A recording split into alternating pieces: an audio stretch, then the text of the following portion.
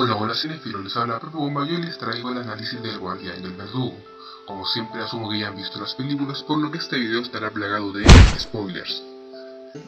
El Guardián y el Verdugo es una película del 2016, está dirigida por Oliver Smith y esta cinta está protagonizada por Steve Coogan, Gary Downs, Andrea Riseborough, Robert Hobbs, dentro de otros pocos.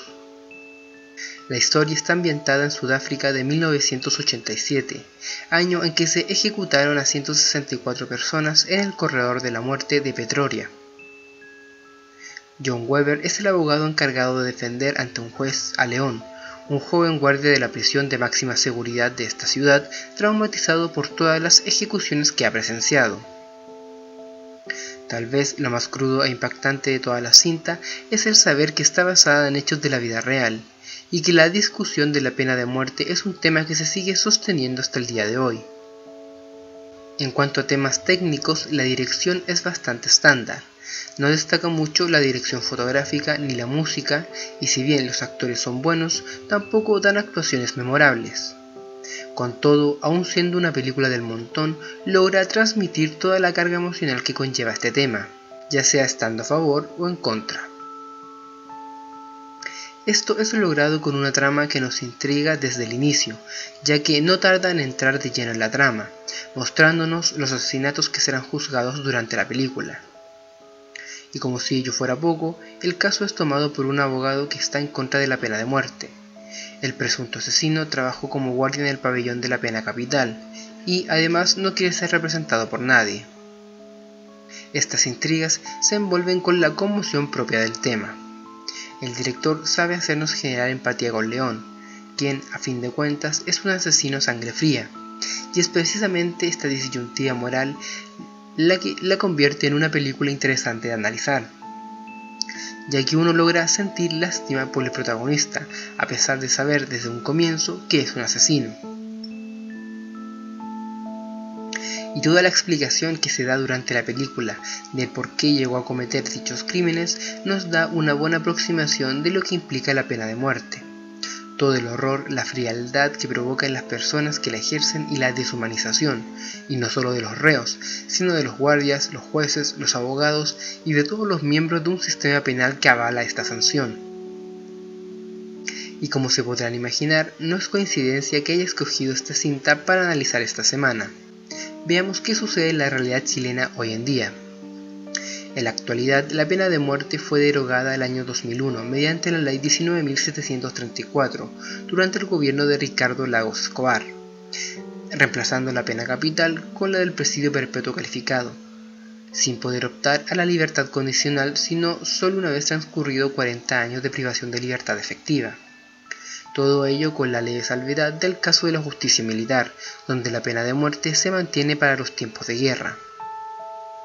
Sin embargo, algunos casos recientes han provocado que la opinión pública, una vez más, se alce pidiendo que se imponga de nuevo la pena de muerte para los asesinatos más cruentos. El último caso que ha suscitado este debate es el de Sofía Ríos, una bebé de tan solo 1 año y 11 meses de edad, quien falleció a fines de enero de este año, producto presuntamente de abusos sexuales y golpes propinados por su padre. Crímenes tan horrendos como estos nos hacen preguntarnos si sería bueno reinstaurar la pena capital, y dicha pregunta es completamente válida. Veamos por qué podría ser buena la pena de muerte. Generalmente, la primera respuesta es decir que la pena de muerte es la única forma de asegurarnos que estas personas enfermas y desquiciadas no vuelvan a cometer delitos. Pero, ¿de verdad la pena de muerte reduce los índices delictivos? No, para nada.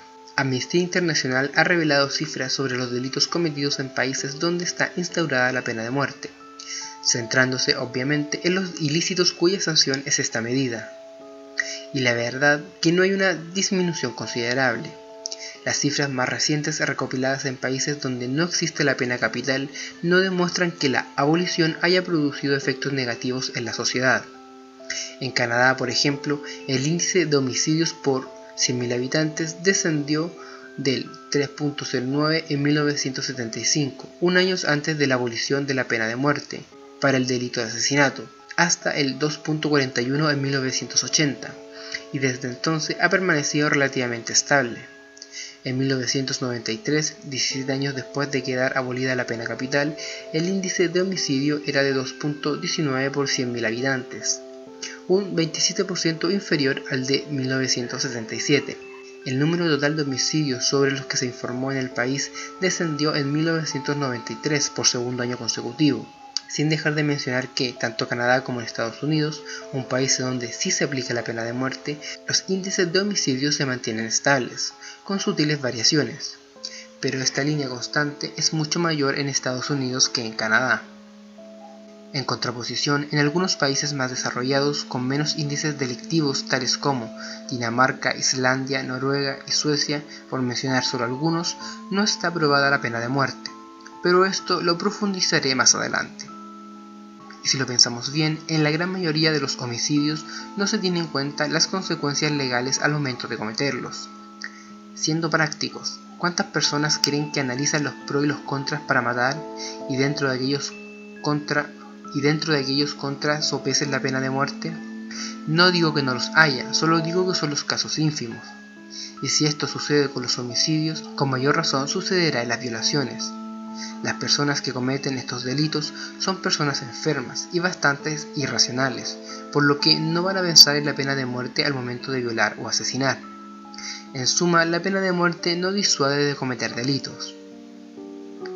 Aún así, podría decir que, si bien no reduce la cantidad de delitos, sí evita la reincidencia, lo cual es obvio, pues los muertos no pueden cometer delitos. Ahora la pregunta ¿es dable matar a un delincuente para evitar que cometa un nuevo delito? Tomen en cuenta que en algunos países, tras cumplir su condena, una vez puestos en libertad los presidiarios, se les imponen ciertas restricciones estratégicas. Por ejemplo, a los pedófilos se les prohíbe vivir o rondar jardines infantiles, colegios o frecuentar otros lugares. Cada medida dependerá del tipo de delito al cual haya sido sentenciado. Y si bien no es una medida definitiva, sí disminuye las probabilidades de reincidencia.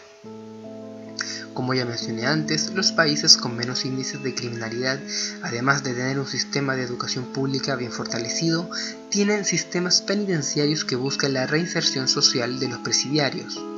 Por ejemplo, se les deja trabajar para ganar dinero, incluso comprar cosas dentro de las cárceles. Así aprenden a cómo actuar en sociedad y luego se les libera. Estos sistemas son caros en cuanto a su financiamiento, pero tienen la función estratégica de educar buenos ciudadanos.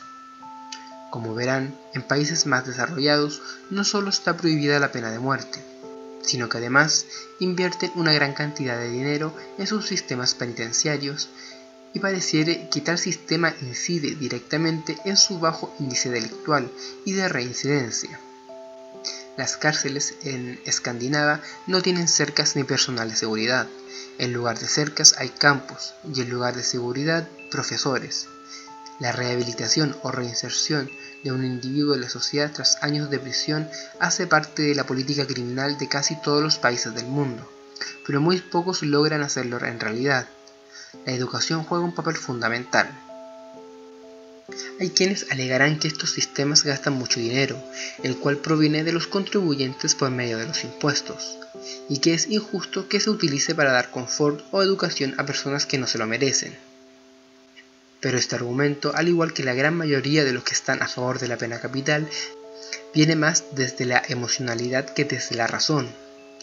Además, piénsenlo bien, si optamos por matar a alguien solo por considerarlo una carga, ¿qué tan lejos estaríamos de atrocidades cometidas en contra de la humanidad como el genocidio nazi? Y este es mi principal contraargumento, porque puedo entender que esta rabia de gastar dinero estatal en delincuentes, sobre todo teniendo en cuenta lo horrendo que puede llegar a ser los delitos que cometen. Incluso puedo tolerar que el Estado prefiera no invertir en ellos para dar preferencias a otros ítems estatales como la salud o la educación.